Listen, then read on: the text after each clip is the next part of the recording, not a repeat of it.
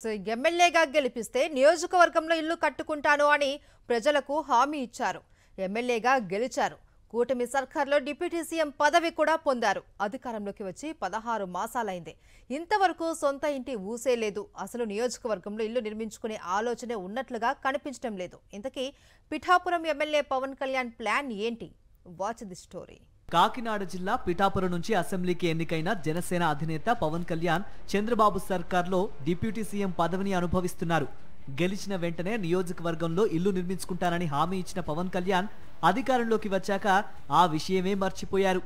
ఎన్నికల సమయంలో చేబ్రోల్లో అద్దెకు తీసుకున్న భవనంలోనే గెలిచిన తర్వాత కూడా కార్యక్రమాలు నిర్వహించసాగారు. పిఠాపురం జనసేన ఇన్ఛార్జిగా మర్రెడ్డి శ్రీనివాస్ కు బాధ్యతలు అప్పగించి పవన్ అప్పుడప్పుడు మాత్రమే నియోజకవర్గానికి వస్తున్నారు. జిల్లాకు సంబంధించిన జనసేన నేతలంతా చేబ్రోల్లోని భవనం నుంచే కార్యకలాపాలు కొనసాగించారు. అయితే భవన యజమానికి పిఠాపురం ఇన్ఛార్జ్ మర్రెడ్డికి మధ్య విభేదాలు వచ్చాయి. తనకు పార్టీలో ఎలాంటి ప్రాధాన్యత ఇవ్వడం లేదని భవన యజమాని ఓదూరి నాగేశ్వరరావు ఇన్ఛార్జిని కడిగేశారు. దీంతో మర్రెడ్డి శ్రీనివాస్ ఆ భవనం ఖాళీ చేసి పిఠాపురంలోని మంగమ్మపేటలో పార్టీ కార్యాలయం ఏర్పాటు చేసుకున్నారు. ఈ విషయంలో మర్రెడ్డిపై ఆగ్రహం వ్యక్తం చేశారని సమాచారం. వెంటనే మంగమ్మపేటలోని ఆఫీస్ ఖాళీ చేసి తిరిగి చేబ్రోల్లోని భవనంకు మార్చాలని ఆదేశించారు.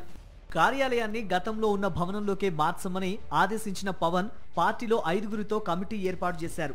కాకినాడ ఎంపీ ఉదయ్ శ్రీనివాస్, ఎమ్మెల్సీ హరిప్రసాద్, జిల్లా జనసేన అధ్యక్షుడు తుమ్మల బాబు, పిఠాపురం మాజీ ఎమ్మెల్యే పెండం దొరబాబు, మర్రెడ్డి శ్రీనివాస్ ఈ 5 మెన్ కమిటీలో ఉన్నారు.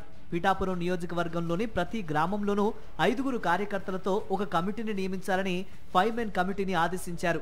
అదే సమయంలో పిఠాపురంలో మర్రెడ్డి ఏర్పాటు చేసిన పార్టీ ఆఫీస్ కు తాళాలు పడ్డాయి. పిఠాపురం మాజీ ఎమ్మెల్యే టీడీపీ ఇన్ఛార్జ్ వర్మను పూర్తిగా అనగదొక్కాలనే ఉద్దేశంతోనే పవన్ 5 మెన్ కమిటీ ఏర్పాటు చేసినట్లు జనసేన శిబిరంలో జోరుగా చర్చ నడుస్తోంది.